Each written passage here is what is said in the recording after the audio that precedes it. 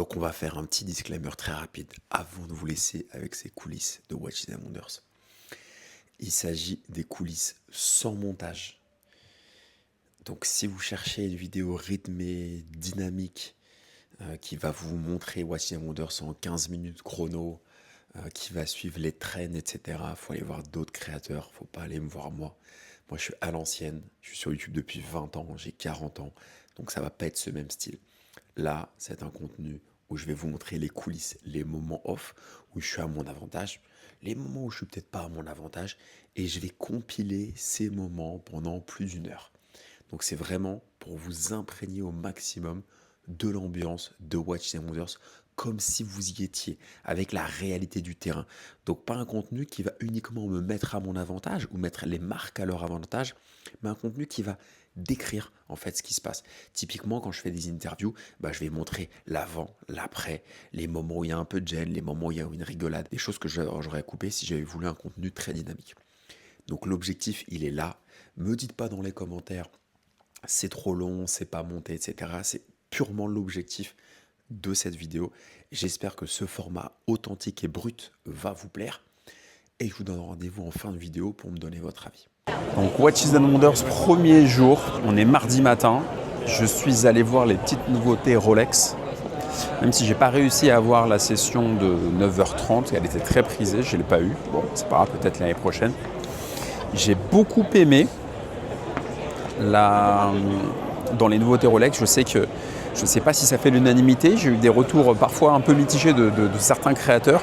Mais moi, personnellement, c'est surtout le nouvel alliage. Je suis très sensible aux alliages, à la teinte.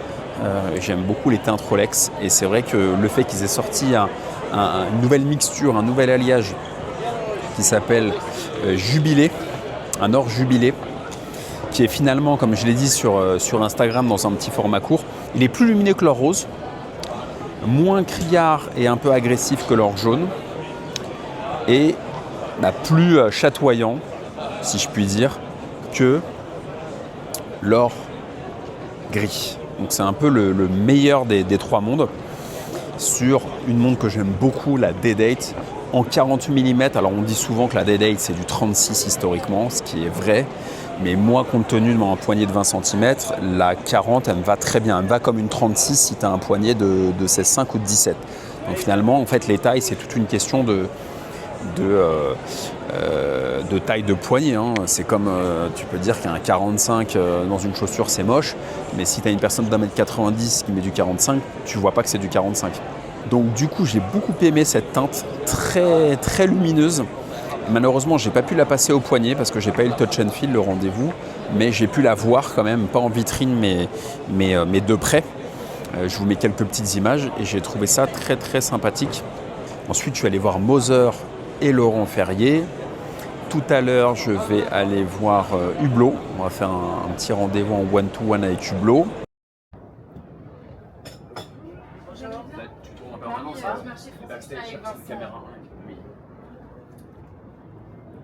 Allez-y, allez-y, je suis en train de... Tu mets ici. Ouais. Vous mettez à côté? Parfait. Tiens, non, je vais mettre là, ouais. Oh, je suis double équipé là. Super. Bon, attends. La course, ça va? Oui, ça va. Bon, super. Alors, je vais poser deux questions. Rapproche-toi un tout petit peu, s'il te plaît, Alex.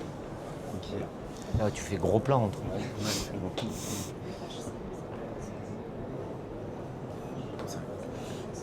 Bonjour Didier. Bonjour, Moi c'est Alexandre. Ok. moi c'est Didier. Bonjour Didier. Bonjour Alexandre. Comment allez-vous? Bien, et vous? Impeccable. C'est Bon. la course sur le salon, mais très content. Ouais, c'est la course, hein, c'est les montres, hein. C'est Contre les- le temps. Voilà, exactement. Ouais. Donc du coup j'ai deux petites questions Ah. à vous poser.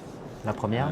La première c'est Hublot casse les codes de l'horlogerie, disrupte un peu et c'est dans quelque chose de nouveau, Originalité. original, etc.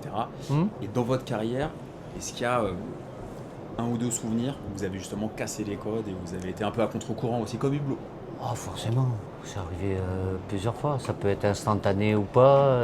Voilà, chacun a ses propres envies, ses propres aspirations. Ça peut plaire à certains, ça peut déplaire à d'autres. Mais voilà, dans une vie professionnelle ou dans une vie privée, on est toujours plusieurs fois amené à prendre des décisions ou faire des choix. Ouais. Et ça a été par exemple avec des joueurs que vous avez sélectionnés, où les gens étaient un peu à contre-courant et finalement ça a payé là, dans les résultats, quoi.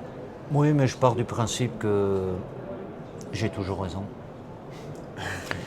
Et quand j'ai pas raison, il faut se référer à l'article 1, donc j'ai toujours raison.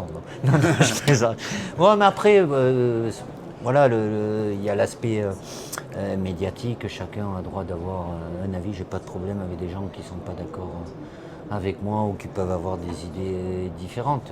J'ai une responsabilité, je l'assume, et puis voilà, je fais pas en fonction de moi, j'ai toujours pris des décisions dans le monde professionnel et dans le football, de ce que je pensais être le mieux pour l'équipe de France. Ok. Bon, je suis pas trop mal sorti quand même. Non, Mais ça fait 14 ans que je suis là. je donc. confirme, Ouais, j'espère que ouais. ça va durer. Le plus important, c'est pas derrière, c'est devant. Toujours. Et toujours aussi serein pour ce qu'il y a devant alors. Serein, tranquille. Non, non, on a du lourd, bien évidemment, avec le groupe qui est le nôtre, avec Sénégal, Irak et Norvège. Donc, mais bon, c'est le très haut niveau, donc on se prépare pour ça. Bon, bah, très bien, c'est tout ce que je vous souhaite. Et quelle est votre vision d'Hublot? Hublot, ça vous inspire quoi en fait? Alors, Hublot, c'est à la fois élégance, innovation. Et puis, voilà, Hublot, c'est la première marque de montres de luxe qui a investi dans le football. C'est vrai. Ça remonte, il ne faut pas l'oublier. Et puis, voilà, cette capacité de par l'innovation, le modernisme, de pouvoir créer des émotions. Et c'est le point commun avec le football. Le football a aussi cette capacité de créer des émotions et surtout de les partager quand il y a des victoires. Exactement. Bah, merci. Avec grand Merci plaisir. Didier. Et puis à très bientôt. À bientôt. Et on aux va US. continuer à suivre ça. Top. Voilà, c'est gentil. Magnifique. Zizou, c'était le meilleur numéro 10 ou pas? À son époque, oui, forcément. Alors Il y en a eu avant. physiquement, c'était pas le plus endurant, mais techniquement, c'était. Si, il était endurant aussi quand même. Bon, après, oui. Après. Des choses que les autres faisaient moins. Merci Didier. Merci. Bon, bonne journée. Allez, à bientôt. À bientôt. Et ensuite, quel est le planning? Donc, des plannings bien chargés. Ensuite, on va faire Trilob, Piaget, Ferdinand Berthoud, Van Cleef. Ensuite, j'ai une interview avec l'aventurier Mike Horn à 18h30 chez Panerai, puisqu'il est ambassadeur Panerai. Et ensuite, on prendra un petit cocktail Zénith. Et puis ensuite, je vais rentrer dans mon Airbnb. J'aurais bien mérité ça. Je suis côté français cette année, donc j'avais un peu peur que ce soit galère pour venir. Mais bon, ça se passe bien, hein. Les autres années, on essaiera d'être en Suisse. Mais cette année, on n'a pas eu l'appartement qui a été pris en compte. Mais ça viendra peut-être les autres années. À force de faire un travail de qualité, on upgrade. On est quand même passé de loin. On est passé de vidéos pendant le confinement à Nantes à des vidéos à Watches and Wonders, accréditées. Alors moi qui suis un fan d'automobile, là on a quand même des choses assez incroyables. Donc là on a la Red Bull officielle, je pense peut-être de Verstappen. Ça c'est un planning de fou, hein. Tu vois, demain Panerai, Gégère, Hublot, Langueux, Zénith, Chanel, Tag, conférence de presse de Thiers Deschamps, Tudor, Chopard, enfin bref, IWC. Et après le soir c'est des rushs. Je pense que les sorties je vais pas en faire trop, parce qu'on aura pas mal de boulot. J'avais fait un petit vlog l'année dernière, je sais pas si vous l'avez vu, je vais vous remettre dans la description de cette vidéo le lien du vlog de l'année dernière. Donc allez le voir après avoir regardé cette vidéo et comme ça vous pouvez me dire lequel vous préférez. Ça vous fera certainement marrer. Donc on voit des nouveautés de l'année dernière. On a la Land Dweller. Moi personnellement je trouve vraiment magnifique. Mais je sais pas si elle a eu réellement un succès si fort que ça. Je sais pas. Personnellement, regarde ça comme c'est somptueux. C'est vraiment beau.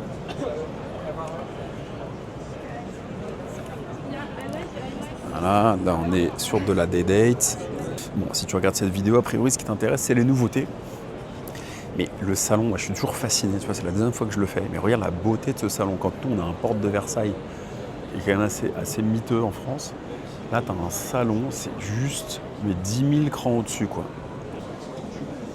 Alors oui, les montres sont un peu loin, je suis désolé. C'est un objectif grand angle. C'est le principe du vlog. Donc là, on a une Datejust 36 avec la grande mode de ces cadrans un peu dégradés. Je sais pas si on le voit bien. Je suis pas hyper fan. En 41, lunettes cannelées, c'est beau, mais c'est pas. Je suis pas hyper fan non plus. Donc là, tu vois le principe du cadran, un peu dégradé. Bon, tout le monde le fait, c'est ok, mais c'est pas fou, je trouve. Après, c'est la première fois que Rolex le fait, par contre. En revanche, cette OP là, j'adore. Le cadran hyper sympa. Hyper sympa. Là, je suis fan. Ça fait un peu penser au puzzle de il y a quelques années, je sais plus si c'était 2022 ou 2023. Ça fait penser à ça. Moi, personnellement, je trouve ça hyper rafraîchissant et j'aime beaucoup. En 41 aussi. Alors, je la prendrais perso en 36, malgré la taille du poignet. Ça, j'aime bien. 36, pour moi, ça a beaucoup de sens. C'est très mignon, c'est fun. Ça va s'envoler sévèrement sur le marché du gris. Alors ça, Biton, donc Yellow Rolezor, donc Rolezor jaune. Ça fait penser à l'Explorer 1 que Rolex a fait il y a quelques temps justement dans ce Biton, qui je pense n'a pas vraiment marché. Et là on l'a. Alors perso, moi je suis pas fan sur l'OP. Voilà, je sais pas toi, mais moi je trouve que l'OP c'est pas la philosophie de l'OP. L'OP c'est une montre facile, et là on est sur une OP précieuse. Pour moi, le côté un peu précieux sur une montre classique, eh bien, il est plutôt l'apanage de la Datejust. Donc pour moi, c'est pas la philosophie de l'OP. Et là, je suis fan. Là, je suis fan en revanche. Alors, ce cadran Aventurine, il est très très beau. Je suis fan de la nouvelle Day-Date cadran Aventurine vert avec cet or jubilé. Puisque comme je l'ai dit sur Instagram, c'est un peu la combinaison de l'or gris, de l'or jaune et de l'or rose. L'or rose qui a tendance à être un peu sombre. On a l'impression d'avoir une montre un peu en cuivre, c'est un peu sombre. Enfin, moi je suis très fan, mais ça peut être un peu sombre. Après, si tu m'enfiles une, je la mettrai. L'or jaune, pour en avoir une, la Datejust Wimbledon or jaune acier, c'est quand même assez agressif. C'est quand même assez agressif, quoi. Ça pète, c'est un peu bling. Et l'or gris, c'est magnifique. Magnifique. Mais je peux comprendre que quand on met 35 ou 40 000 euros dans une montre neuve Rolex en or gris, c'est quand même très proche de l'acier. Alors en réalité, c'est pas si proche que ça, puisque l'or gris, je l'avais surtout essayé sur l'AP, sur l'AP Royal Oak, cadran saumon qui est tombé par terre, une référence qui est arrêtée. C'est quand même un rendu différent.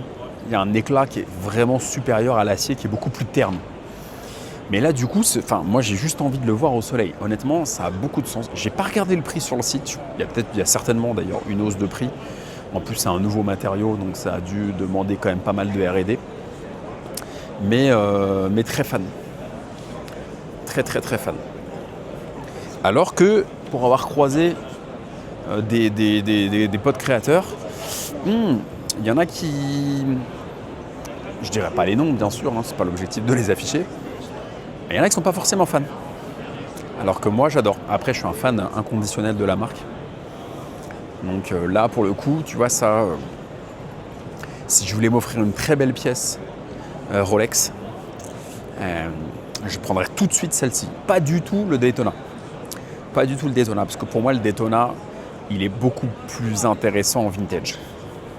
Je me dirais à la Day-Date aussi, mais là, j'avoue que, waouh, ça envoie fort.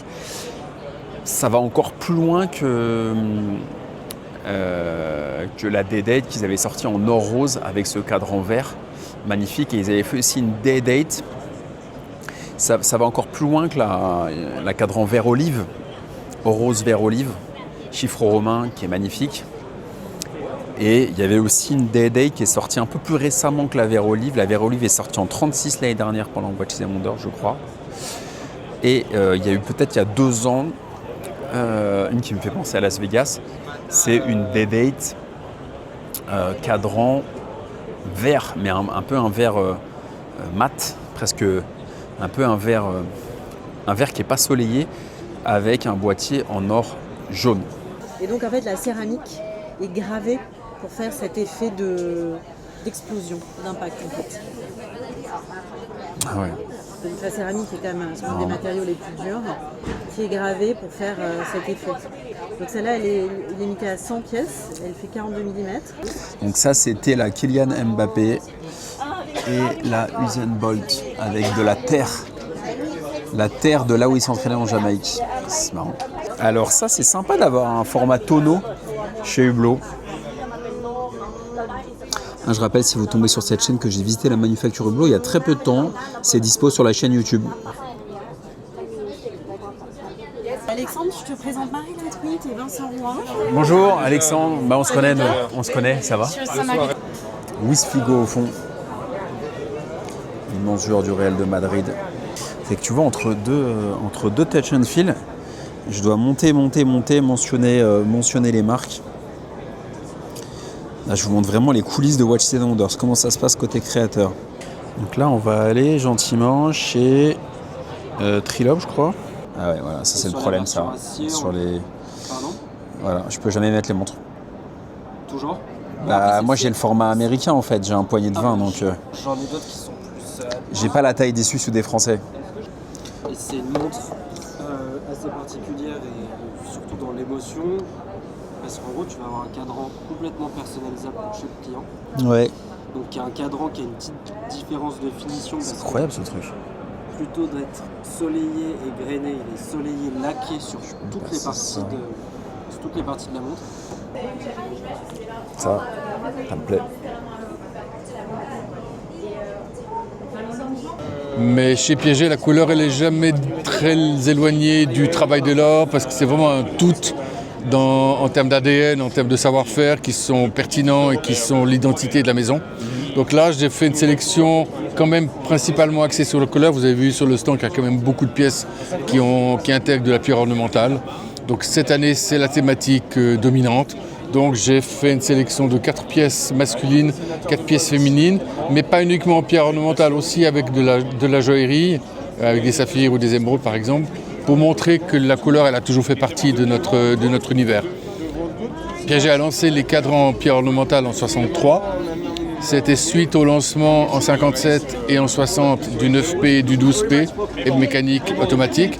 C'est le mouvement extra place qui permet de gagner un peu d'épaisseur pour le cadran en pierre, qui est 3 fois plus épais qu'un cadran en or, sans avoir une montre qui devient énorme. Donc c'est pour comprendre le fondement, l'origine. Et voilà, par exemple, ça c'est typique d'une montre extra plate, pas de nom de modèle, mais une montre extra plate équipée du mouvement 12P lancé en 60, c'est marqué automatique. Et c'est typique de l'extra plate avec un cadran en pierre ornementale. Donc ça, c'est vraiment ce qui identifie la maison d'une façon permanente. Et là, on a fait, alors ensuite, voilà, là aussi, c'est un très beau cadran qui est une marqueterie de nacre, de corail et d'onyx, mais avec également un bracelet qui est quasiment comme une deuxième peau. C'est un bracelet milanais. Et quand on le touche, c'est presque sensuel. Il y a une vraie. Je vais même vous l'envoyer parce qu'il faut que vous puissiez réaliser la souplesse du bracelet. C'est vraiment une deuxième peau. Donc c'est vraiment très très. Quelle année sur ce modèle? Alors là, on est en 74, mais on l'a peut-être fait comme on en a fait 12. On l'a peut-être fait en première en 69 et puis peut-être les dernières en 81. Enfin, voilà. Mais enfin, ça reste toujours des petites productions. Il y a Il y a chez nous, il y a peut-être l'Apollo qu'on a réalisé à plusieurs centaines, peut-être milliers d'exemplaires, mais sinon on est vraiment dans des toutes petites productions. Là, si on regarde celle-ci, qui pour moi est une pièce particulière parce qu'elle associe justement aussi bien la couleur que le travail de l'or, avec un poids généreux parce qu'elle pèse 202 grammes. Voilà, vous avez... Ah, c'est autre chose. Hein. Là, c'est lourd Comme les polos actuels. actuels. Ouais. Alors, on a 20 grammes ou 30 grammes de différence, mais parce que si vous regardez l'arrière, ils n'ont pas, dans certaines versions plus tardives, on a évidé chaque maillon de part et d'autre de la vis qui assure la flexibilité du bracelet, alors que là, les maillons sont pleins, hein, c'est pas de l'or creux. Hein. Et là, en plus, ce sont des gaudrons tels qu'on peut les voir sur la polo qu'on voit de nos jours, sauf qu'ils ont entièrement été retravaillés à la main pour faire disparaître la structure. C'est ça qui est vraiment génial, c'est que la main de l'homme n'est jamais absente.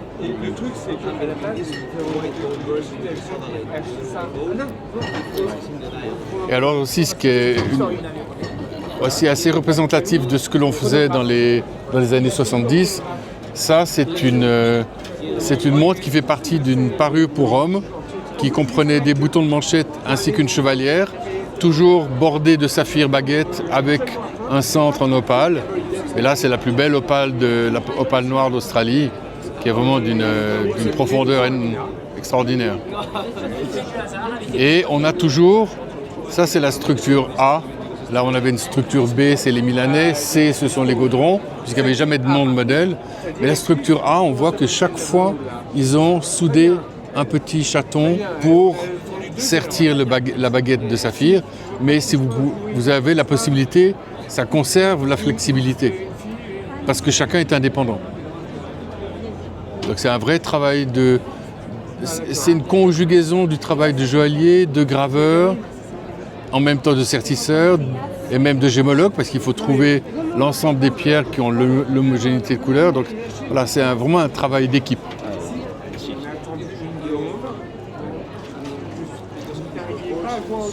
Ça ne sont pas des prototypes. Hein. Alors non, c'est vraiment des pièces qui ont été produites. Moi, par exemple, celle-ci était déjà dans la collection privée lorsque je suis arrivé. Celle-ci également et celle-ci aussi, mais toutes les autres, je les ai rachetées. Je les ai rachetées dans des ventes aux enchères. Et là, si on regarde celle-ci, elle est aussi vraiment incroyable. C'est une pièce... on en a quand même fait 20, parce que pour une pièce de ce type, je trouve que c'est presque beaucoup. Mais on a...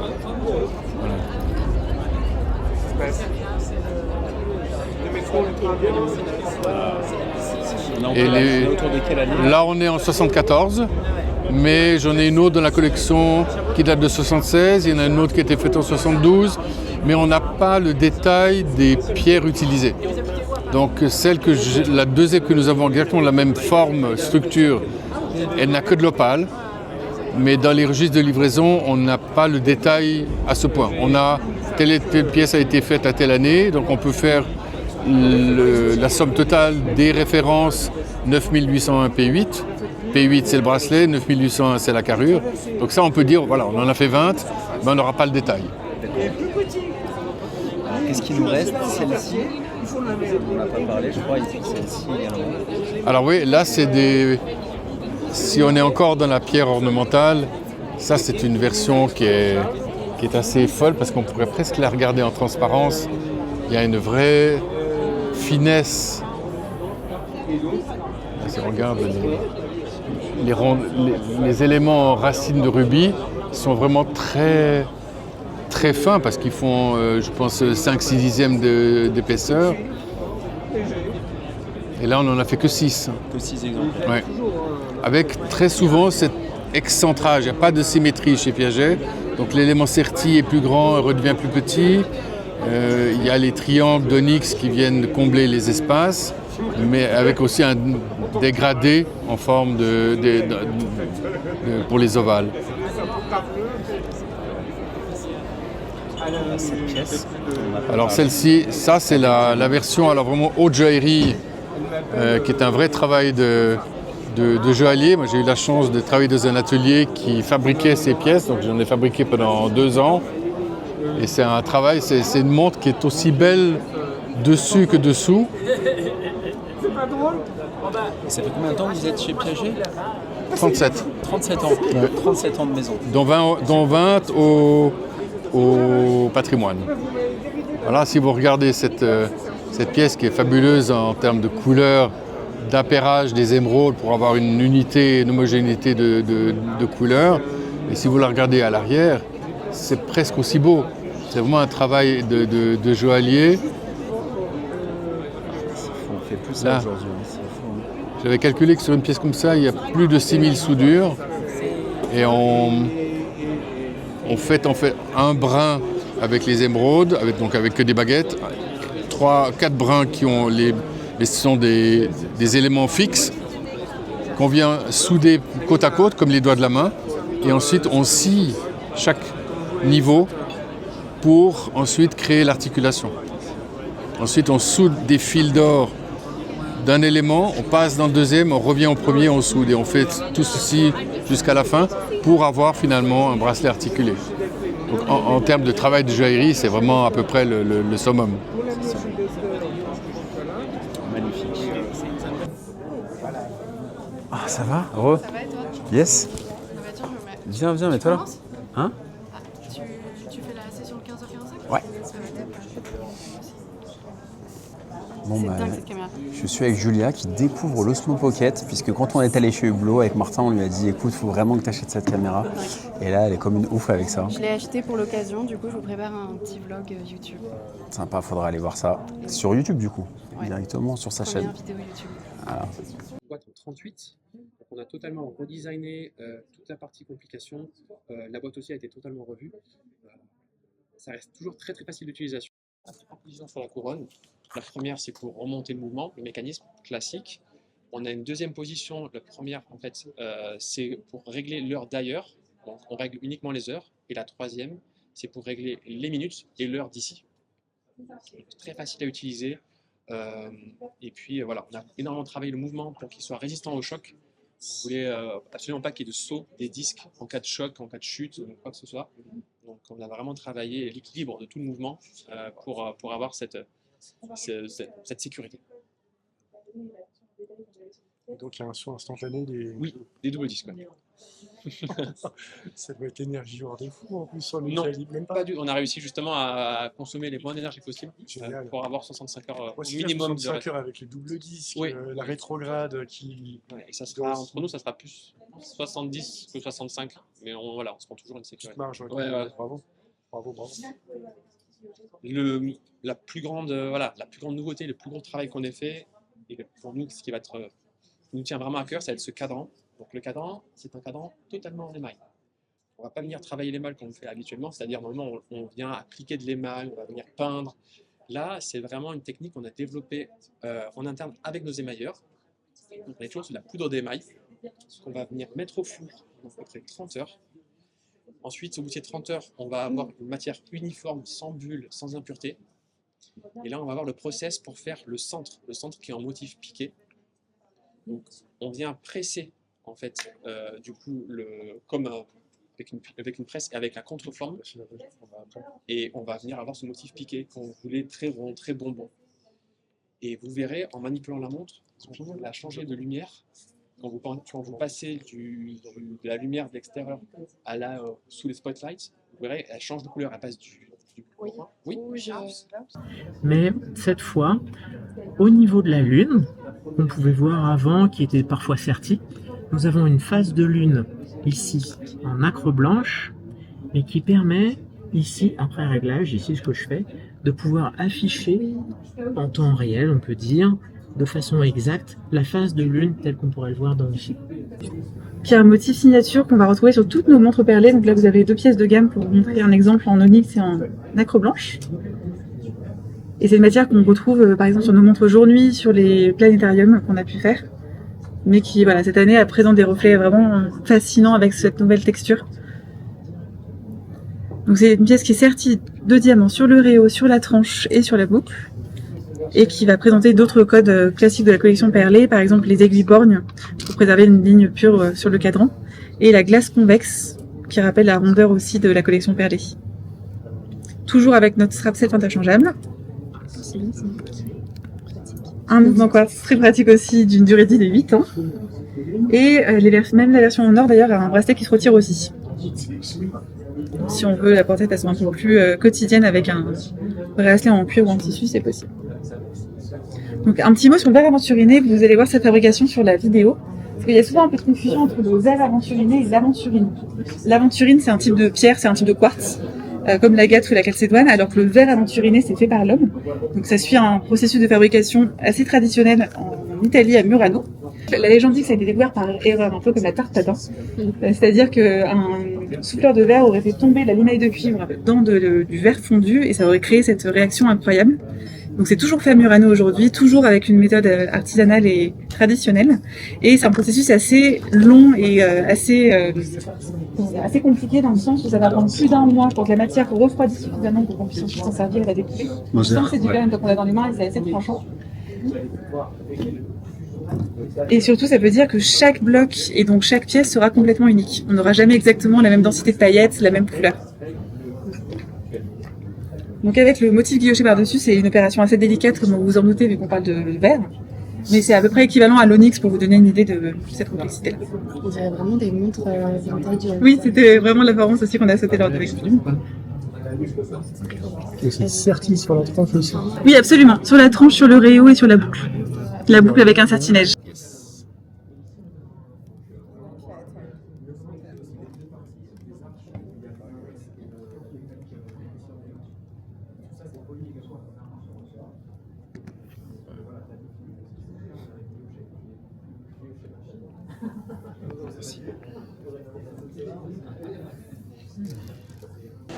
Bon les gars, c'est le 2e jour et je suis en train de manger une petite fleur au yuzu. Merci. Merci monsieur. Non, c'est bon, merci. Parfait. Et on peut prendre un truc au curcuma, au Watches and Wonders. C'est quand même très sympa. Je vais aller au Carré des Horlogers. Je vais passer voir Pékinier et d'autres. Il faut que j'aille voir Ferdinand Berthoud.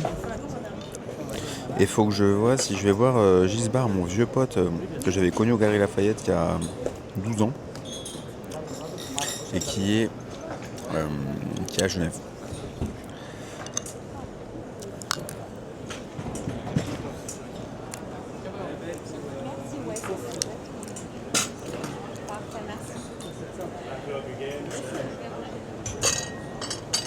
De l'encyclopédie et en fait il était même le prof de Monsieur Breguet pour le tourbillon. Donc en fait Monsieur Chaufelet qui est passionné d'horlogerie a fait plusieurs chronomètres de marine. Du premier calibre qu'on a lancé en 2015 où les collectionneurs nous disaient que c'était dommage d'avoir le mouvement à l'arrière parce que on ne voyait pas la beauté du mouvement. Du coup, ce qu'on a fait, c'est qu'on a cette fois-ci transposé le mouvement à l'avant. Donc nous avons ici un barillet, une fusée, donc on utilise la force constante de la fusée chaîne. Nous avons ici un tourbillon qui est suspendu. Il est uniquement tenu par 2 rubis et sur la plaque inférieure.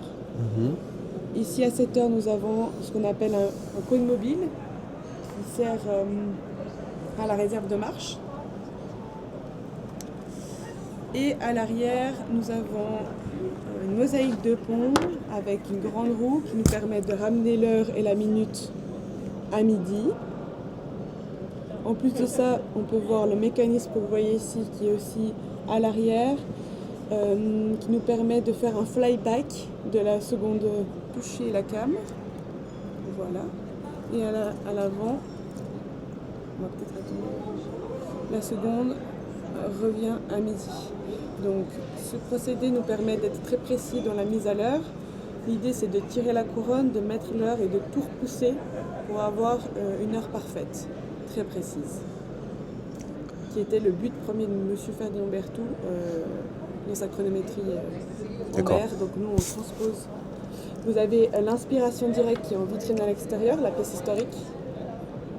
Et ça c'est une nouveauté ça ? Oui, ça c'est la nouveauté de cette année. Et il y a combien de gammes différentes chez vous? Il y a une seule pièce?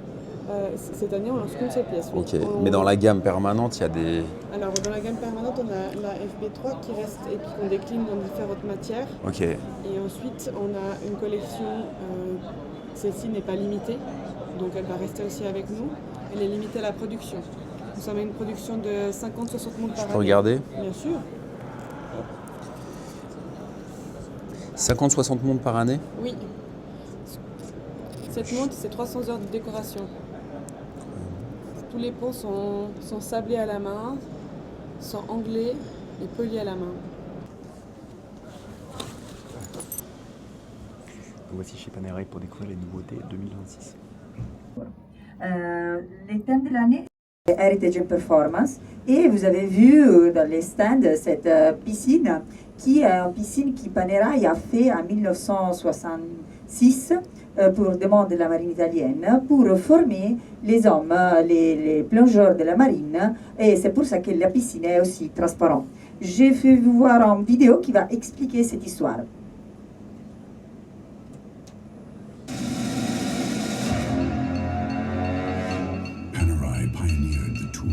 Concept, creating instruments for the Italian Navy since 1910s.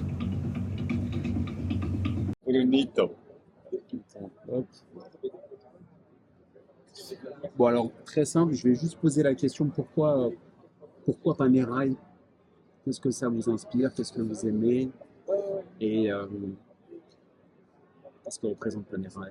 En fait, l'histoire a commencé... Je vais lancer dans une seconde. Parce que je crois que c'est une histoire qui dure depuis un petit moment aussi. Oui, depuis 2011, j'ai gagné un Glorious. C'est prestigieuse Oscar de notre monde d'e-sport. Et puis, j'étais un de ces athlètes qui a gagné. Moi, j'ai gagné dans la catégorie du sport extrême. Et puis, à cet événement-là à Monaco, il y avait Monsieur Rupert qui était là. Il a porté un Panerai. Il est venu après la remise du prix vers moi en disant que, écoute Mike, je veux que tu portes cette montre et je veux t'aider de réaliser tous tes rêves. D'accord. Et il a enlevé sa montre, il a mis sa montre autour de mon bras et la relation avec Panerai a commencé.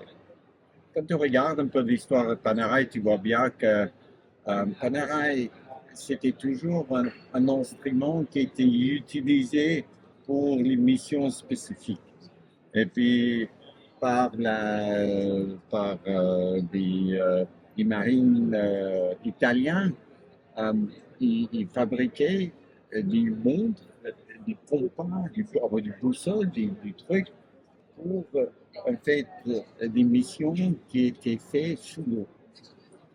Et ça, c'est l'ADN de Panerai. Et puis cet ADN continue aujourd'hui toujours, où Panerai fabrique des montres pour moi qui m'accompagnent en fait pour mes expéditions. Et puis quand on regarde un Panerai, c'est un monde qui est relativement grand, hein, un monde qui est pour Panerai déjà 44 et 47 extrêmement grande. On voit que cet ADN qu'on a trouvé dans le passé est toujours l'ADN qui est présent dans leur montre aujourd'hui. Et qu'ils continuent de faire des instruments où, en fait, tout ce qui est... Il y a quelqu'un qui a... c'est pas grave, quoi. Mais toi, on continue? Oui, on continue. Oui, que ces instruments qu'ils faisaient dans le passé est toujours, en fait, les instruments de navigation que eux ils font pour moi aujourd'hui. Et puis, quand on prend la montre comme un instrument de navigation, il faut savoir qu'en fait, les cristals liquides, ils gèlent à moins 18. Et quand tu vas aller au pôle Nord quand il fait moins 40, là, ta montre, il ne va pas arrêter. Tout ce qui est l'huile de lubrification et la fonctionnement du montre, si ta montre n'est pas amagnétique, c'est qu'il va accélérer du moment quand tu quittes les champs magnétiques de notre planète. Et puis, les aspects qui rendent ta montre un outil que tu utilises pour la navigation, on ne voit pas trop dans les autres marques de montres qu'on trouve sur les marchés. C'est pour ça que Panerai, il continue de me soutenir et de fabriquer des instruments de navigation qui donnent l'heure, parce que l'heure, si tu sais quelle heure c'est et tu sais où tu es, tu sais dans quelle direction tu vas. Ah oui, ça peut sauver la vie. Hein. Ouais. Ça peut sauver C'est la que vie. ça, parce que quand ta montre il gagne du temps, il perd du temps, chaque minute qu'il gagne, tu t'éloignes de l'objectif. Et puis c'est pour ça, c'est important d'avoir un montre avec un certificat de précision. Et il y a un moment, la montre a été très utile dans une expédition, par exemple, où vous vous êtes dit, heureusement que j'ai une Panerai, heureusement que j'ai ma montre, parce que sinon j'ai pas d'autres moyens de savoir. C'est toujours bien de savoir qu'en fait ta montre, c'est aussi pas seulement l'instrument de navigation, mais la montre est utilisée pour appliquer une discipline à ta vie. C'est-à-dire que moi, je suis pas quelqu'un qui croit dans la motivation. Je suis plutôt quelqu'un qui est plus un homme discipliné, qui dit que si ma montre, ils disent que c'est 7 heures, et j'ai dit que je me réveille à 7 heures, c'est pas 7h05. Ça veut dire que ma montre est vraiment, sans tricher, l'indicateur de comment toi tu triches avec ta vie. Ça, c'est très intéressant.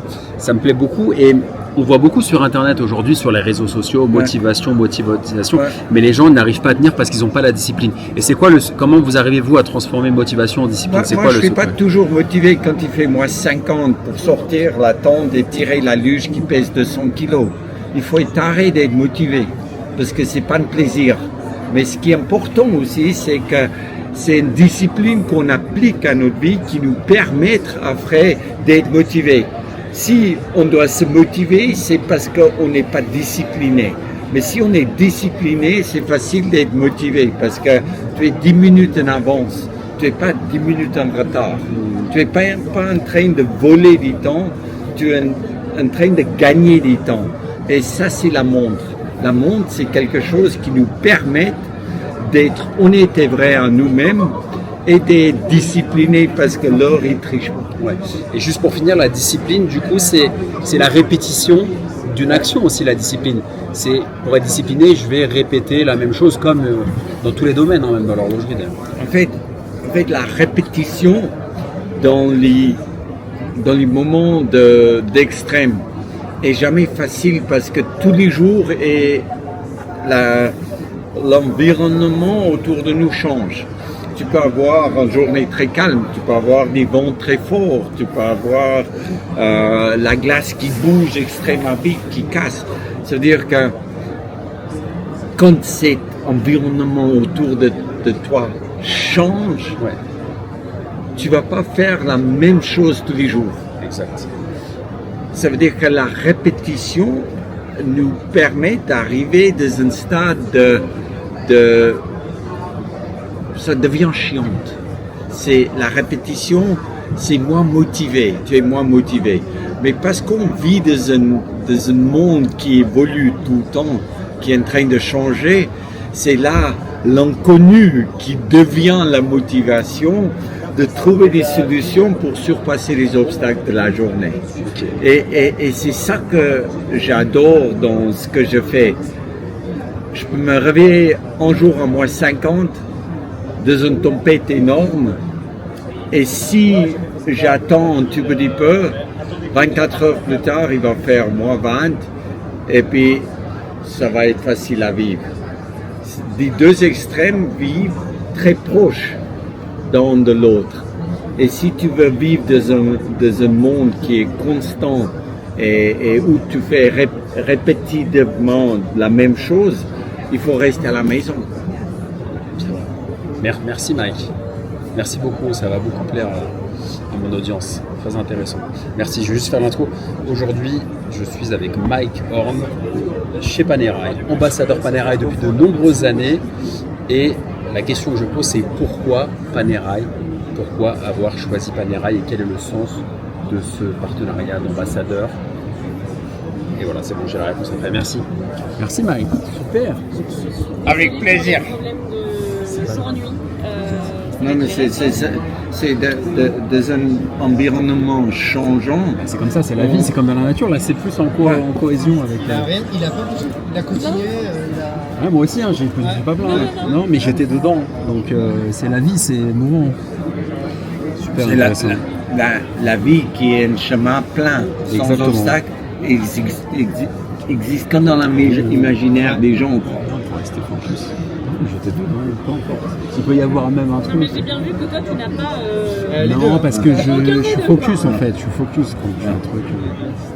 J'essaie d'avoir la discipline aussi dans ma vie avec le sport. Quand tu as une discipline, tu t'en sors toujours. Du moment C'est un jeune papa. Je suis un jeune papa, donc il faut être discipliné. Mais tu vois, je joue beaucoup au tennis et j'ai un copain qui est pas très discipliné et à chaque fois, dès qu'il y a un bruit de quelqu'un qui tombe la pelouse et tout, il arrête le match ou il perd. Moi, je l'entends pas en fait. C'est marrant. Parce que tu y aller au pôle Nord quand il fait nuit 24 heures sur 24. Tu imagines, tu peux trouver 100 raisons pourquoi pas sortir la tente. Il fait trop froid. Tu vas très bien. J'ai faim, j'ai soif. Les listes, ils sont comme ça. Putain, tu vois pas. Les ours polaires, tu ne vois pas arriver. Après, tu vois pas quand la glace est trop mince ou que tu vas tomber dedans. Tu peux rester dans la tente. Tu vas jamais sortir. Mais les moments, c'est pour ça que je sors, parce que la glace est mince, parce que il y a des ours polaires. C'est pas à cause d'eux que je sors pas, c'est à cause d'eux que je sors. Oui, je vois. C'est juste une réflexion. C'est un mindset. Ouais, merci. Je vais faire une petite photo. Tu veux que je me mette en face? Tu veux te mettre sur le salon? Ouais, sur le salon. C'est plus sympa, non? Comme ça, on voit. Attends, je vais récupérer Mike. Merci beaucoup. Merci Mike, c'était sympa. C'était intéressant. Ça va plaire. Ça t'allait les questions? Tu vois, comme ça, il y a une question Panerai et le lien. Et après, une ouverture. Super. On est toujours sur le chrono, acier, lunettes platine, et on est sur un guilloché main. Donc celle-là, elle est pas en édition. Guilloché main? Ouais. Waouh, pourtant il est nickel. Hein. Je t'invite à regarder avec la loupe. Comment? C'est une micro-hauteur, c'est une micro-hauteur. Ouais. Agave blue. La config, elle est belle. J'ai l'impression que c'est CNC tellement c'est bien fait. Ah, c'est... Ouais, je sais, j'ai vu, mais enfin, tu vois, c'est... Très bien fait. C'est bien fait, quoi. Laquelle? Celle-ci? Elle est belle.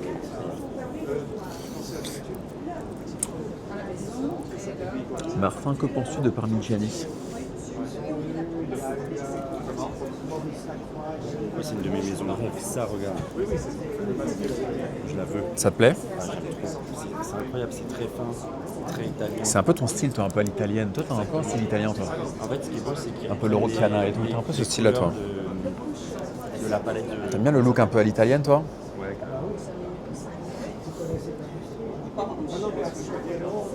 Je peux vous prendre en photo? Ah ouais, vas-y, prends. En action.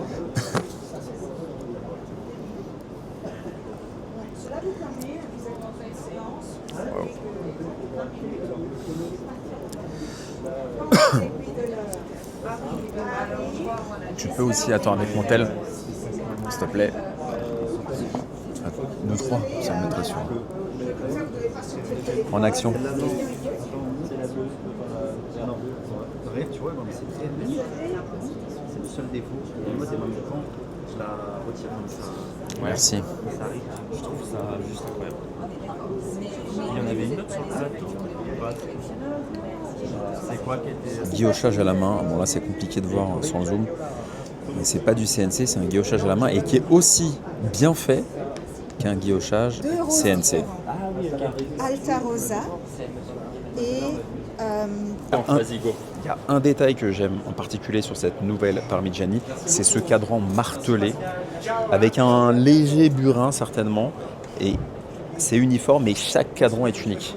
Et ça, c'est tout bonnement incroyable. Donc c'est pour l'instant mon coup de cœur de ce salon. Là, la seule règle de manipulation, c'est de porter le gant et après tout est faisable, presque. Donc ici, on a un calibre historique de la maison Jaeger LeCoultre, 362.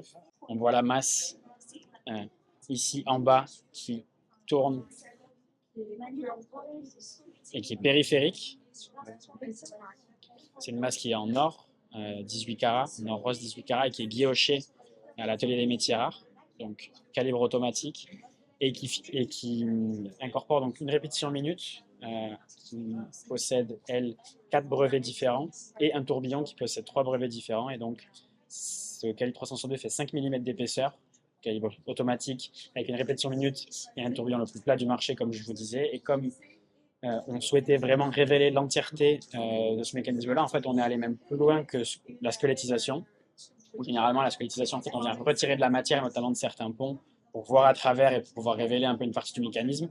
Là, on a pris une approche complètement opposée, disons, où on voulait garder l'entièreté et l'intégrité du calibre pour pouvoir voir tout le balai mécanique, notamment de la répétition minute et du tourbillon. Et donc, ouais, bien sûr, je vous en prie. Et donc, pour ça, en fait, ce qu'on a fait, c'est que pour la première fois, on a utilisé des ponts en saphir. Normalement, les ponts, ils sont plutôt faits en laiton, en tout cas en matière dure et visible. Ici, c'est des ponts sur le recto qui sont faits en saphir et qui sont complètement invisibles. La seule manière de les voir, c'est de repérer les petits rubis où on vient loger l'huile, qui sont en fait sertis dans ces ponts en saphir, qui donc font partie intégrante de la structure du calibre. Et on les distingue en fait parce qu'il y a aussi cette petite, ce qu'on appelle en français des chatons, cette petite bague en or, parce qu'en fait les rubis venant accueillir notamment les huiles et permettant de réduire aussi les chocs à certains endroits, ne pouvaient pas être sertis directement dans le saphir, puisque le saphir c'est un matériau très dur, les rubis sont des matériaux très durs aussi, et donc on devait avoir quelque chose de un petit peu plus mou entre guillemets entre les deux. C'est pour ça qu'on a utilisé donc ces chatons en or rose, et donc c'est la seule manière de voir où sont un peu logés les ponts en saphir qui sont sinon invisibles quasiment à l'œil nu. On a un travail de décoration qui est exceptionnel, puisqu'on voit le calibre finalement sur le recto et sur le verso, et donc on a 14 décorations différentes sur ce calibre 362 pour vraiment illustrer toute la beauté des différentes complications qu'on retrouve. Et la boîte en elle-même fait 8,25 mm d'épaisseur, donc ultra plat, pour une complexité aussi grande de calibre. Et c'est la première fois aussi qu'on a cette boîte sur ce calibre-là qui est complexe dans le sens où elle est faite en plein de composants différents. Il n'y a pas juste une carrure, une lunette et un fond. Par exemple, les cornes sont vissées depuis l'intérieur de la carrure, ce qui permet aussi de les décorer avec beaucoup plus de détails. Et donc, sur la boîte, on retrouve entre les cornes, ici, la bande de carrure qui est brossée. Sur les côtés de la carrure, on retrouve un poli. Et à l'intérieur des cornes, on retrouve aussi un micro-billet, vraiment au centre des cornes. Okay. Sa boîte, elle fait quoi, 42? Elle est en 41.4. Donc c'est vraiment aussi une prouesse d'avoir réussi à intégrer surtout la finesse. Un calibre automatique exactement. Donc le calibre, c'est quasiment 600 composants, c'est 593 composants précisément, dans un calibre de 5 mm d'épaisseur, avec seulement une boîte relativement restreinte de 41.4 mm de diamètre. Le prix public? Le prix public en euros hors taxe, 640 000. Et c'est une pièce qui est limitée à 10 exemplaires. Ici, vous avez un nouveau concept, la Vallée des Merveilles. On va chaque année venir interpréter donc, la nature avec des éléments tels que la faune et la flore, avec nos métiers rares. Donc, chaque année, on va révéler des capsules d'édition limitée. Ici, vous avez par exemple Hawaï avec Guide Kaoi.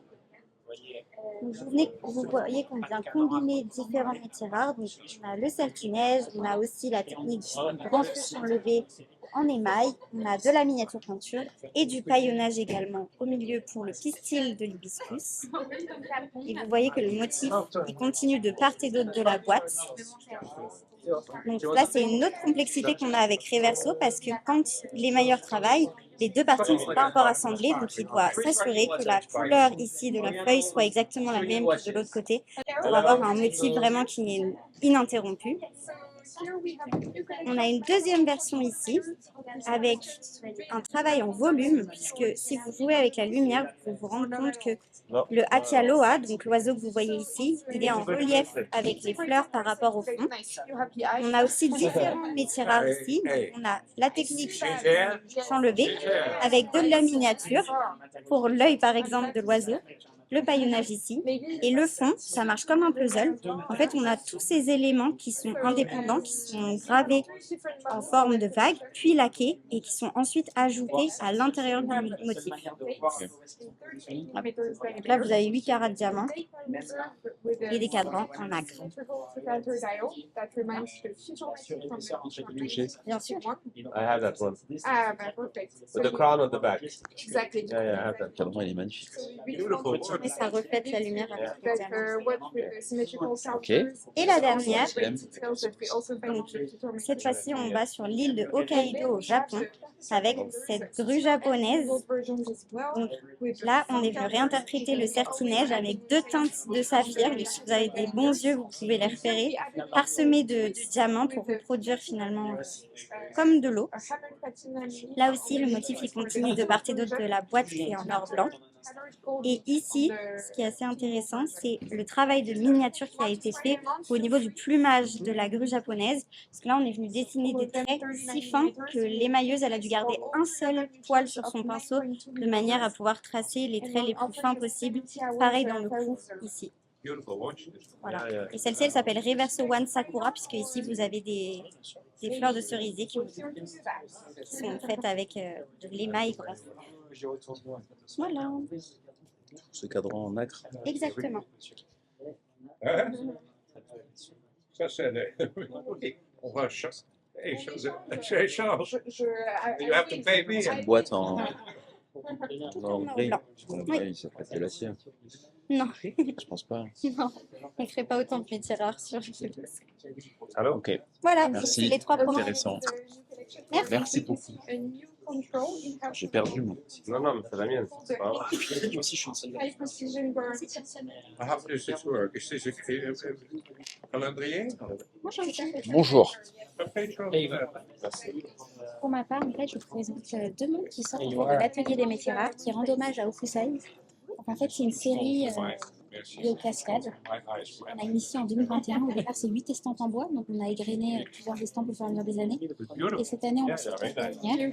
Donc, côté verso, vous avez une peinture miniature. Donc, il y a 4 heures de travail.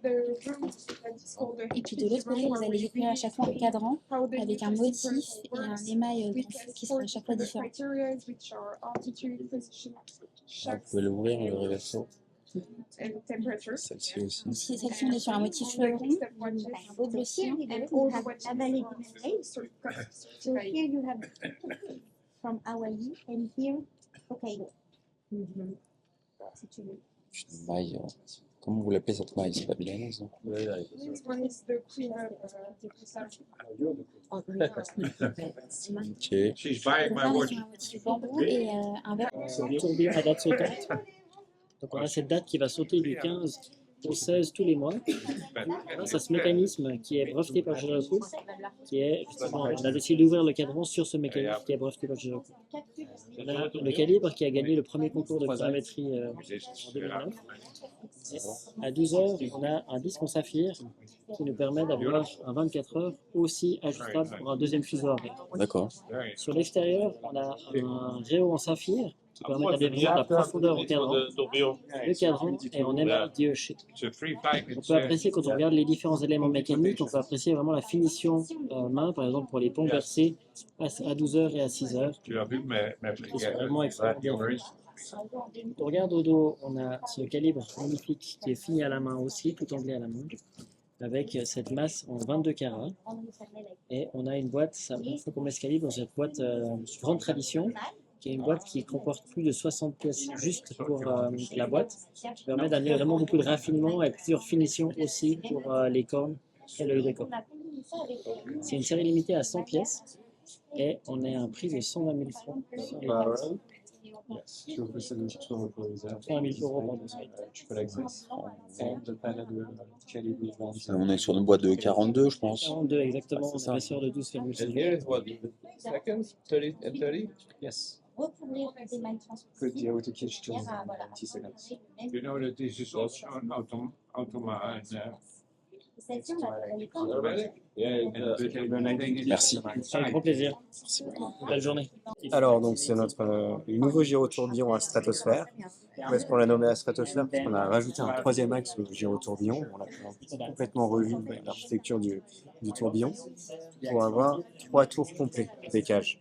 Il n'y a pas de contrainte, c'est vraiment les 3 font des tours complets sur elles-mêmes. La cage intérieure en 20 secondes, la cage du milieu en 60 et la cage extérieure en 90 secondes. En plus, on voulait faire un calibre, on va dire, moderne et pas juste dire qu'on savait faire un gyrotourbillon sur 3 axes. Et on a voulu voilà, pousser le paroxysme de la chronométrie, de la précision et de contraindre, en tout cas de régler les problèmes imposés par la gravité, en ayant aussi un calibre qui tourne en 28 800 alternances par heure. Donc en 4 Hz, alors que la plupart des concurrents ont des 2 ou 3 axes en 3 Hz, 21 600. Du monde qui bat moins vite. Et malgré tout ça, on est capable d'offrir un réserve de Tu peux la tenir? Oui, bien sûr. C'est pas grave. Ça appartient à la Ouais, c'est une vraie prouesse technique, mais il n'y a que des prouesses techniques chez vous, de toute façon, c'est un peu l'objectif. Il faut 189 composants dans le gyrotourbillon, juste dans le gyro.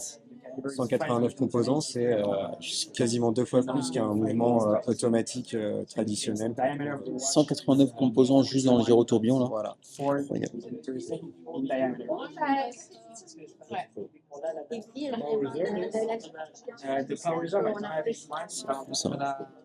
Ça. de 360 peut-être. 42. 42, ouais. Elle est limitée à combien d'exemplaires, celle-ci? 20. Ouais, faut se dépêcher, là. Il faut que je me dépêche. Je peux passer commande ou pas? Ça y est. Je Commence, pense que ça doit être possible. Ça. Quel numéro? The peripheral is made of pinball. Atelier. The thickness of the 1.3 mm thickness. What is special also is the mechanism. Thanks to a clever trick, we get rid of the traditional bridges, which are made of brass. Featured for the first time. Exactly, sapphire bridges, which are completely invisible to the eye. Ouais, j'ai toutes les infos. Elle existe dans cette couleur uniquement bleue? Exactement. Une édition limitée de 20 pièces, uniquement comme ça. Boîte en platine, un peu plus de 16 mm d'épais. Ouais, forcément, bah, vu le... Et il y a un verre bombé aussi, c'est marrant. Voilà, une petite glass box, ce qui visuellement permet d'amincir un petit peu la boîte. Oui, oui, ça fait moins bloc en fait, c'est plus harmonieux. C'est vrai. Mais voilà, toute la place en fait est régie par le gyrotourbillon. You have it in white gold? It is offered in... Yeah, because otherwise you cannot see it. If it's white gold, in gold, you will not see the difference.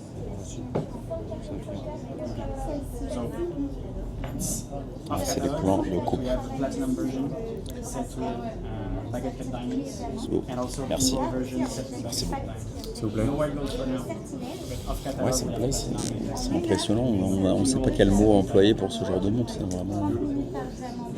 C'est hors du temps, quoi. C'est un peu hypnotisant aussi. C'est hypnotisant. Non, j'aime bien ce gyrotourbillon, il est.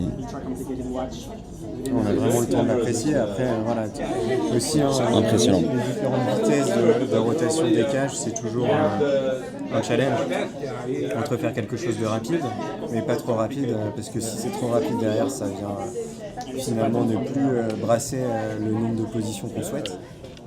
Parce que l'objectif, c'est que le balancier soit jamais dans la même position. Ouais. C'est comme ça qu'on arrive à réussir à avoir 98% des effets de la gravité annulés.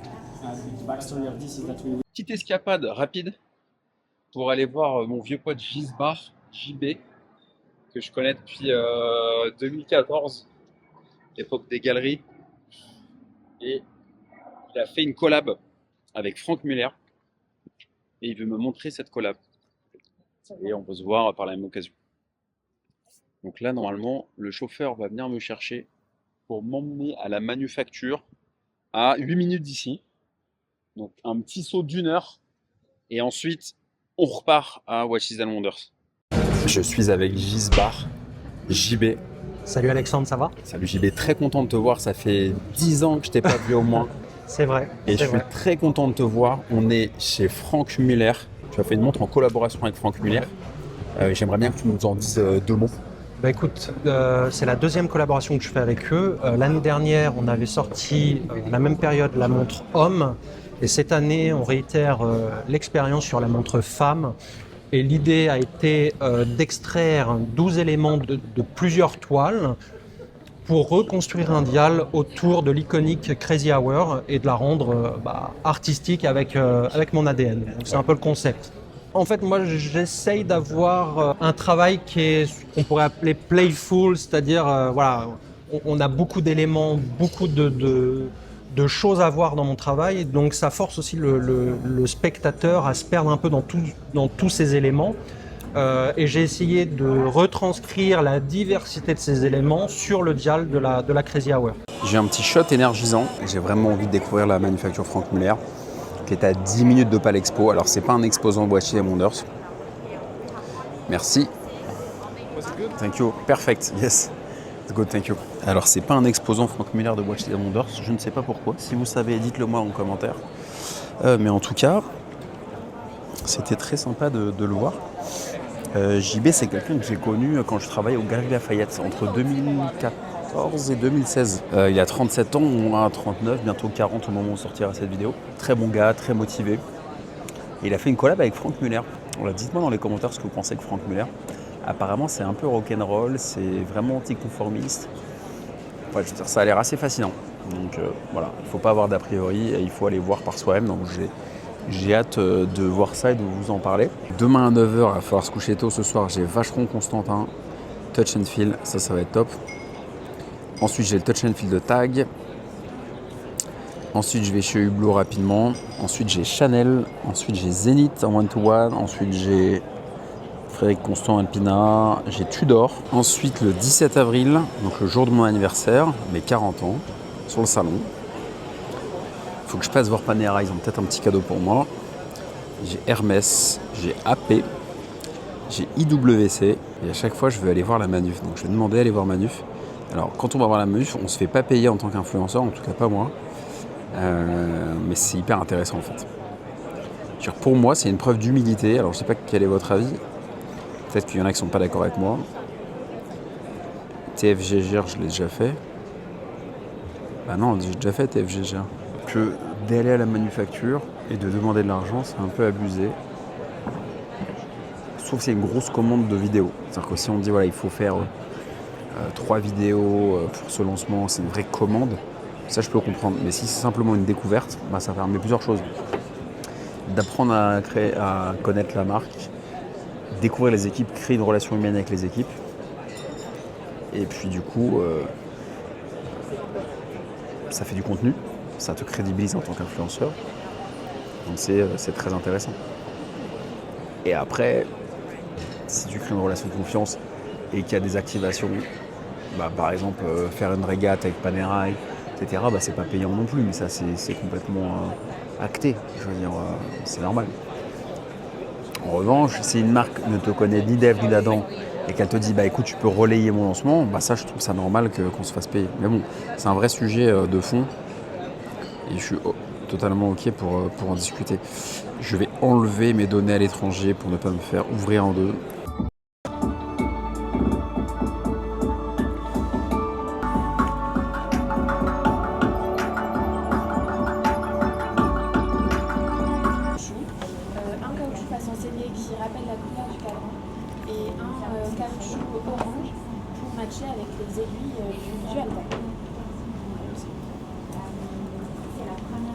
pas si c'est une animation, et surtout un nouveau calibre. Voilà, donc c'est le lancement de notre nouveau calibre ultra plat, le 25-50. Doté d'un micro-rotor, et c'est la première fois que nous avons un calibre automatique avec un micro-rotor dans l'histoire de Vachement Constantin. Micro-rotor en platine, et vous verrez avec le design de la Rose des Vents. Particularité de ce calibre, c'est le barillet. C'est un double barillet suspendu, c'est-à-dire un seul barillet avec deux ressorts, l'un monté au-dessus de l'autre. L'idée était de pouvoir offrir une réserve de marche étendue, et celle-ci est de 80 ans. Automatique ultra plate avec la TVA France incluse, je précise 118 000 euros. 118 000.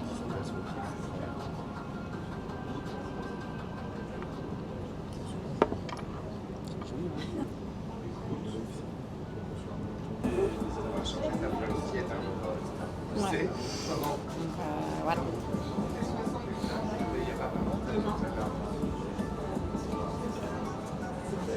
Quand la Tiger Monaco est arrivée, elle était disruptive pour son époque parce que c'était une période où beaucoup de montres étaient plutôt rondes avec des cadrans argentés, noirs.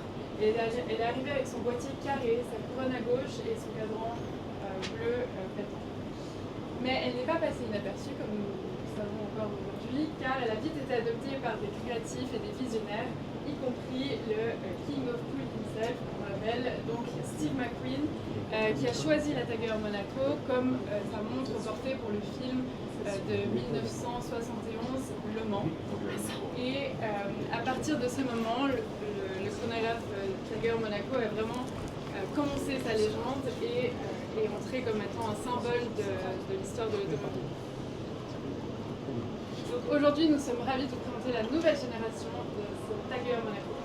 They say you should never touch an icon, but I believe true icons evolve. My design upgrades are subtle, yet powerful. My case, a perfect square. My dial, a testament to clarity and purpose. My pushers, sculpted for seamless interaction. Inside the square, a new in-house engine beats. My heart, a movement engineered for even greater precision. Ready to measure every win. This isn't just an evolution, it's a rebirth. I am the Tag Heuer Monaco, reimagined, and still ahead of my time. Nous sommes fiers de vous présenter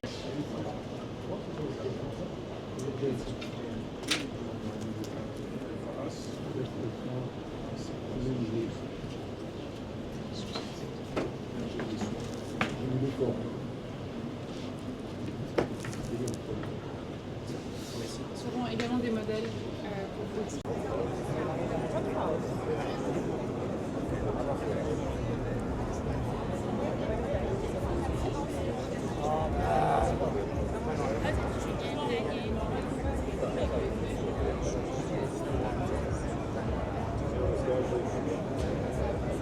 Je vous laisse faire, n'hésitez pas.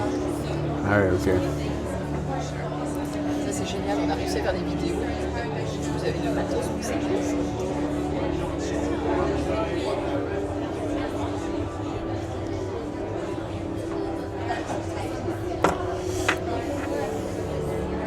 Évidemment la X-Ray, chose chaude, du noir et du blanc bien sûr. Nous sommes chez Chanel pour découvrir les nouveautés.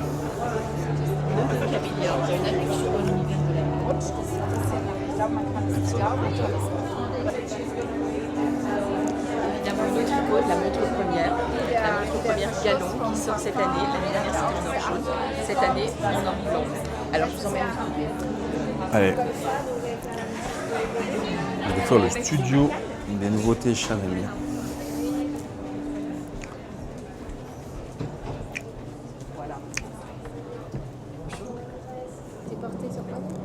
Ouais. C'est la bleue, j'aime beaucoup.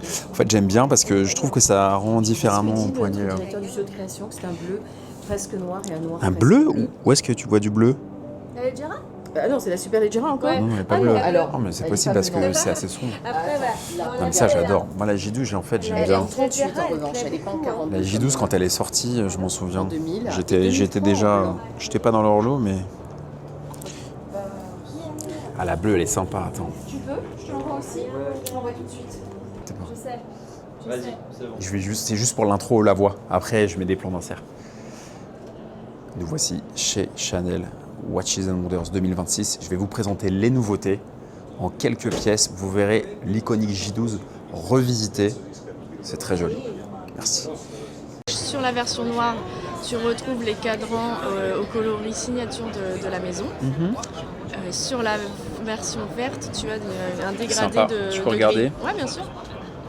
Le cadran fumé, c'est un cadran qui est en verre saphir, vissé sur le mouvement squeletté.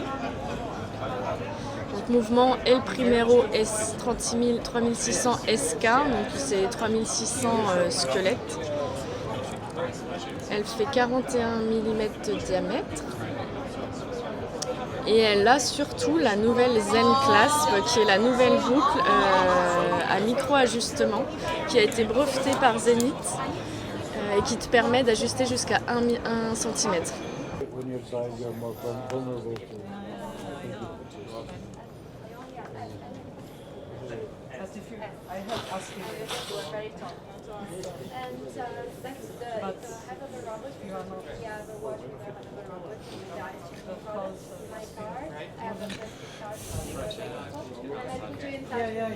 Magnifique, magnifique Čapek. Magnifique. I think I have one.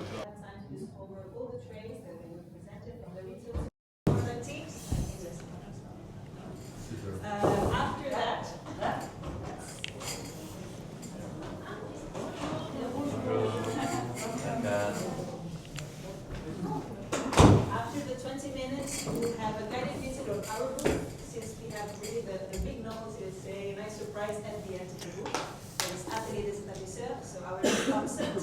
We really recommend you to stay if you have a little bit of time. In case you don't have 30 minutes, we can also have a very express visit of 10 minutes, so we take you straight Ouais, c'est bruyant ici. Hein. Qui ont déjà été introduites l'année passée. La différence étant qu'elles faisaient partie de notre capsule 150 ans, donc avec la signature en cursive. Et on les retrouve en collection courante à partir de cette année avec le logo classique Audemars Piguet. Donc là, on est sur les mouvements qui ont été introduits l'année passée, donc avec toutes les corrections à la couronne.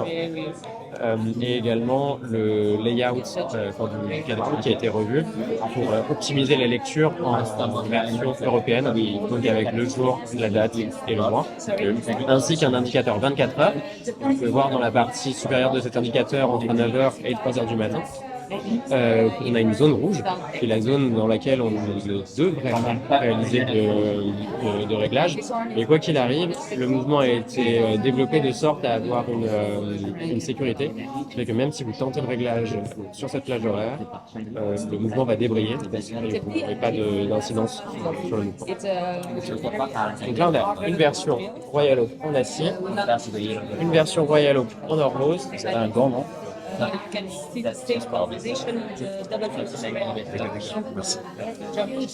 Une version Royal Oak en or rose, une version Code en or rose également avec le cadran étampé.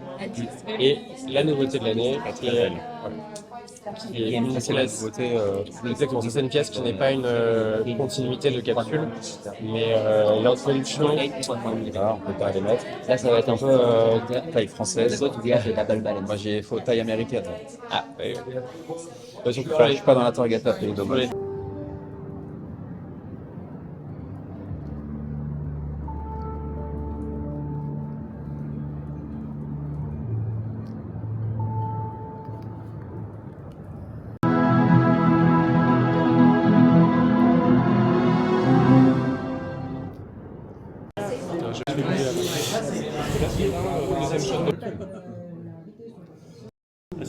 Stylé! Ah, c'est top!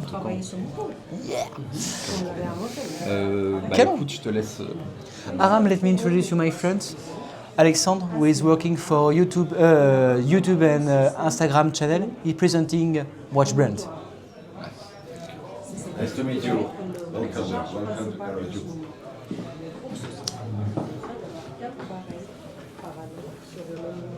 Hop. Dis-moi, tu suggères quoi pour prendre... Alors, oui, Alexandre, je te présente Veivarsbed, CEO. Vous vous connaissez un peu avant? Non. Je m'appelle Tokan sur Instagram, je fais du contenu sur les réseaux sociaux. Vous êtes rencontrés un jour? Ça va? Ça va bien. Vous vous connaissez déjà? On s'est déjà vu, mais super brièvement. C'est vrai? Quand? Ouais, À quelle occasion? je ne saurais pas te dire, mais je sais qu'on s'est déjà vu. Moi, je suis Sophie Rindler avec Chrono 24. J'étais avec eBay avant et je suis aux États-Unis, mais on s'est vu. Sur Internet? Comme tu veux, donne tu veux. Attends, on va...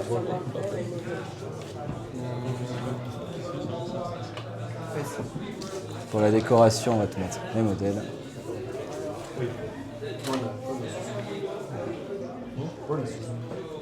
Voilà. Et tu me dis quand t'es OK. Vas-y, je suis prêt. OK. Et bien en même temps, je te présente la maison Kerbedance. Donc maison Kerbedance qui est connue pour d'abord ses réalisations entièrement sur mesure. Donc quand je dis sur mesure, c'est pas j'aimerais un cadran d'une couleur rose, verte avec des aiguilles bleues. Non, on parle de full sur mesure. C'est-à-dire que la personne s'assoit en face de Aram, qui est le cofondateur, émailleur, sertisseur et designer de la société, rien que cela. Et en fait, au fur et à mesure de la discussion, il prend des notes et après il dessine les pièces. Donc littéralement, celle-ci était un modèle qui a été designé pour un client d'origine indienne et qui va sans doute sortir très prochainement. Nous avons réalisé plus de 180 pièces uniques pour des gouvernements, des rois, des présidents. Et puis, nous en sommes fiers de pouvoir te les présenter maintenant. Quelques exemples. Forcément, tu te doutes bien que tout ne peut pas être présenté, étant donné qu'il y a quand même des accords de confidentialité. Mais nous avons fait notamment des pièces avec des émaux, représentant des pays, des tourbillons, avec des détails, tout réalisé à la main par les mains d'Aram. Et au départ, ça ressemble à des dessins comme ceci. Et puis, si on prend un petit zoom, voici un petit peu les détails qui sont dans les mouvements. Donc tout est fait à la main, ça a mis plus d'une journée à Aram pour faire un cheval, ça fait cher le poney, mais au moins poli à la main et puis avec des finitions exceptionnelles. D'autres petits exemples, des pièces joaillières, des pièces encore joaillières, et tout cela a été réalisé selon des briefs des clients. Par exemple, je te montre ceci, qui a été la pièce la plus complexe qui nous a été demandé de faire. Il s'agit d'un tourbillon répétition minute avec animation. On active le poussoir, la sonnerie retentit et les éléments du cadran viennent bouger, se mettre en action afin d'émerveiller les yeux ébahis de son propriétaire. D'autres pièces après plus simples, des régulateurs, des émaux, ainsi de suite et ainsi de suite. Voici ce que l'on a fait en plus de 15 ans. La marque existe depuis 15 ans. Tout à fait, nous célébrons les 15 années de la marque cette année. Par contre, pour nous faire connaître de par le monde, il fallait partager une vision. Il fallait partager un ADN et pour cela, il fallait absolument lancer une collection. Pour lancer la collection, nous nous sommes attaqués non pas à la complication la plus complexe, mais à la plus visuelle. Et là, nous avons lancé le plus grand tourbillon du monde. Le plus grand tourbillon du monde que tu n'as pas eu la chance encore de pouvoir observer, mais qui est, tu vois ici, 27 mm de diamètre, 1,35 g, 73 composants juste pour la cage. Le cadran est fait en or massif, les aiguilles sont bercées à la main, réalisées en or par Aram. Et vu que c'est extrêmement lourd comme tourbillon, tu pourras parler à Grubble, 1,35 g ils n'ont jamais fait, c'est trop lourd. Il fallait mettre quelque chose de plus imposant en termes de mouvement. Et pour cela, nous avons mis 4 barilets. 4 barilets réserve de marche avec un système de remontage mécanique comme ceci, où nous voyons par le remontage les 4 barilets se remonter de concert en parallèle. 5 ans de recherche et développement et 2 brevets quand même pour ce jouet qui coûtera environ 200 000 francs suisses. Qui est disponible aujourd'hui? Non, tout a été vendu. Ce sont les 2 pièces qui restent en termes d'exposition. Peut-être que nous en céderons une. Et qu'est-ce que je voulais dire? Si, il y a des commandes qui se font encore, mais sur des pièces qui sont entièrement serties. Donc là, la commande a été faite sur cette pièce-là, toute sertie, en diamant jaune. En saphir jaune, autant pour moi. Par contre, investir dans un mouvement pareil requiert énormément d'argent et de temps. Donc il fallait lancer un autre modèle qui soit résolument différent en gardant la même base. Et là, j'ai le plaisir de te présenter la Maximus GR8. La Maximus GR8, c'est toujours le plus grand tourbillon du monde. Cette fois-ci, on passe d'une vitesse de rotation de 6 minutes à une vitesse de rotation de 2 minutes, avec un pont de cage qui a été redesigné, anglais à la main toujours, en titane. De la lumière ou pas? Ouais, c'est bon. Donc ici, je te présente la tourbillon GR8 Maximus, qui est une version améliorée de ce tourbillon rond, 6 minutes, 2 minutes, pont de cage en titane, anglais à la main. Beaucoup plus visuel, je l'ai porté à Monaco pendant une journée, je me suis fait arrêter 15 fois. Et nous avons redesigné le système de remontage par une clé que l'on relève comme ceci et que nous tournons comme un vieux réveil.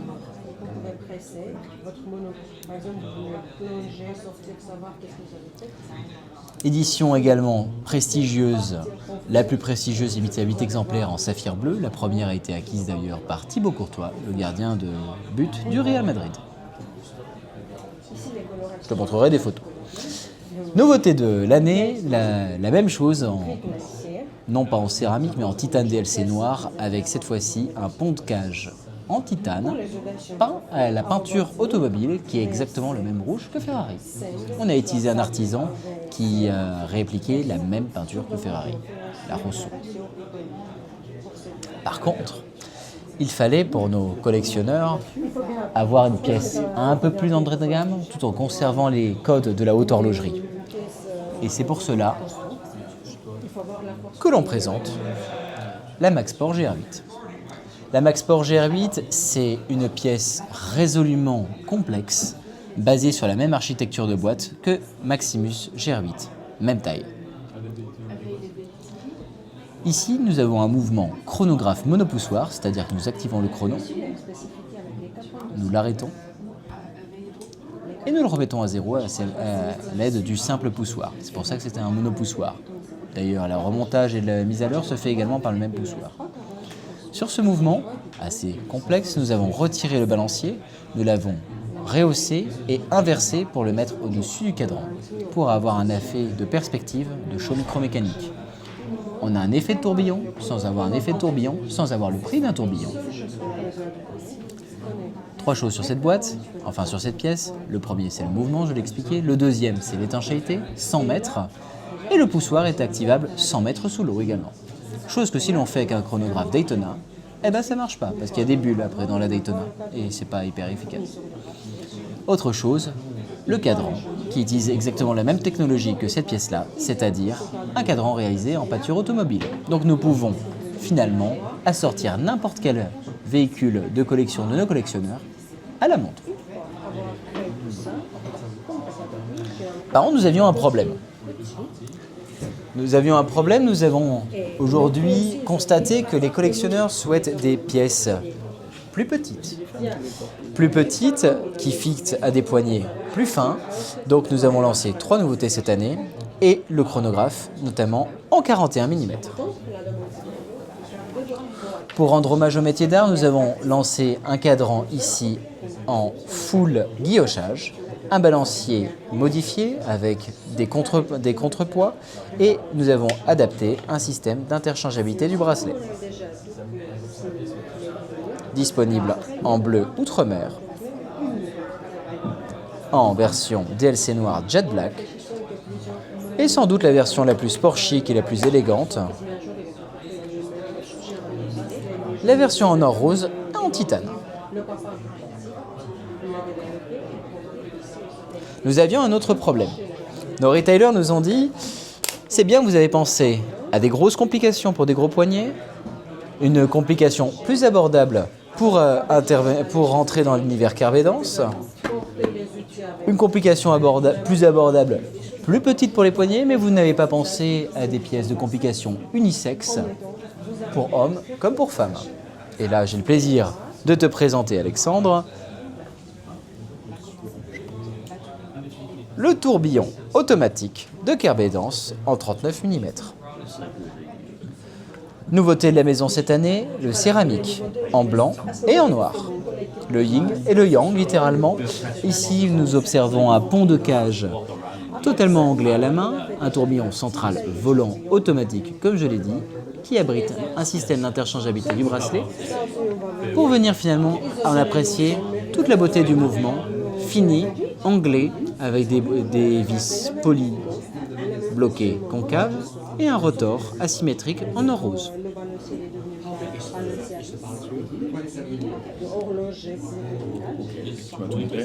Eh ben non, le meilleur est pour la fin.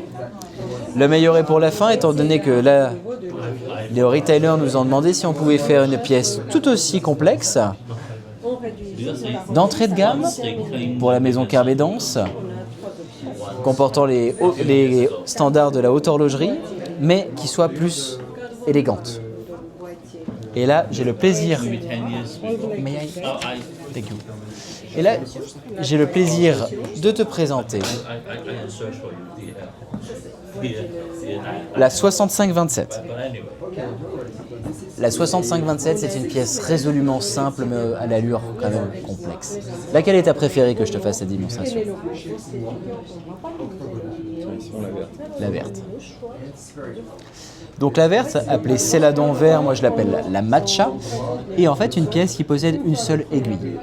Une seule aiguille et il y a un indicateur des heures qui est ici un diamant. Toutes les 65 minutes et 27 secondes, le nom de la collection, il va se passer quelque chose. Il va se passer un show où en fait l'aiguille des minutes vient rejoindre son homologue des heures, via un rendez-vous finalement, pour venir en fait magnifier le diamant qu'il y a en son sein pour qu'il puisse respirer. Assez poétique, tu en conviendras. C'est pour cela que nous avons décidé d'écrire finalement ce show, cette poésie du temps, au verso de la pièce. Alors on aurait pu la graver, beaucoup de monde le fait, mais on trouvait que c'était pas assez bon pour Kerbedance, donc nous avons décidé de faire un autre cadran. Un autre cadran serti de 3 diamants, une vraie aiguille, avec une vis concave polybloquée, avec la phrase « Rendez-vous dans 65 minutes et 27 secondes » pour illustrer finalement la durée de l'éclipse qu'il y a. Ce cadran est fait à la main, colimaçonné à la main, coloré également par les ateliers de Kari Vutilini. Le petit truc du bracelet. Oui, bon, le bracelet. Bon. On va le faire, attends, mais je pense dans un rêve. Merci Martin. Je t'en prie. Non, mais t'as apprécié un peu? Je te mets la noire, parce que la noire, en plus, elle est canon aussi. Bah non, on va faire la noire. Bah, alors, la bleue, c'est la plus belle. Hein. C'est celle qui a plus si jamais. La bleue, c'est la plus belle. Alors, la bleue, c'est celle qui a été le plus plébiscitée, en fait, par les personnes qui sont venues. Ouais. Du coup, on va parler de la noire. Martin. Eh bah, parlons de la noire. Que peux-tu me dire sur cette montre que je découvre? Alors, chez... La bleue, tu me dis que c'est la plus belle. Martin, parle-moi de la noire. Eh bien, écoute, la noire, finalement, déjà, pour nous, ce n'est pas une montre, mais c'est un garde-temps. Dans ce garde-temps, nous n'avons qu'une seule aiguille qui indique les minutes. Et nous avons les heures, qui en fait est un disque extra plat, positionné sur le mobile des heures, qui est matérialisé par la plus belle pierre du monde, le diamant. Et ici, il va se passer quelque chose toutes les 65 minutes et 27 secondes, ce qui est exactement le nom de la collection. Alors qu'est-ce qui va se passer dans 65 minutes et 27 secondes? La montre va sonner, la montre va exploser? Non, rien de tout cela. Beaucoup plus simple, beaucoup plus élégant. Le temps court en fait, et nous voyons les aiguilles des minutes qui passent, qui tournent, et qui vient de manière inéluctable être attiré par son homologue des heures. Attiré pour venir en fait avoir une parfaite superposition, pour venir en fait magnifier le diamant par un effet d'anglage. Maintenant, si tu veux, pour expliquer cela à nos clients, nous avons la possibilité de le graver, de l'expliquer sur le site web. Mais pour nous, l'élégance, c'était de le marquer au dos. Et pour faire cela, nous avons hésité à la graver, mais nous avons fait quelque chose de mieux. Nous avons fait un autre cadran qui, en son sein, possède 3 diamants sertis, une vraie aiguille, avec une phrase « Rendez-vous dans 65 minutes et 27 secondes ». Et pour cela, nous avons non pas fait un simple cadran, mais en fait, il s'agit du rotor. Autre chose, étant donné que vous avez vu qu'il y avait un show sur le recto comme sur le verso, nous avons fait la même chose avec la boucle. Donc quand nous fermons la pièce, nous avons le logo de la maison, mais libre à vous de pouvoir y inscrire une initiale ou d'y sertir une pierre. Bref, le choix est totalement à vous.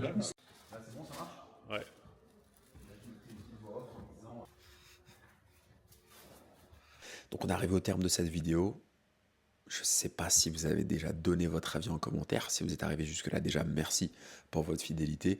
Laissez un commentaire directement, c'est le moment de le faire, pour me dire si ça vous a plu, si ça vous a pas plu. Je vous ai mis aussi dans la description le lien du vlog de l'année précédente qui était un peu plus monté. Là, j'ai vraiment voulu quelque chose de brut en laissant reposer un peu la pâte plusieurs jours, vraiment 3 semaines après la fin de l'événement. Maintenant, c'est le moment de me dire si ça vous a plu ou si, selon vous, j'ai perdu mon temps à compiler et à, même si j'ai pas fait beaucoup de montage, même très peu, bah, ça m'a quand même pris du temps. Donc moi, l'objectif, une fois de plus, c'est ce que je disais en début de vidéo, c'était de vous montrer de la manière la plus sincère ce qu'est Watches and Wonders.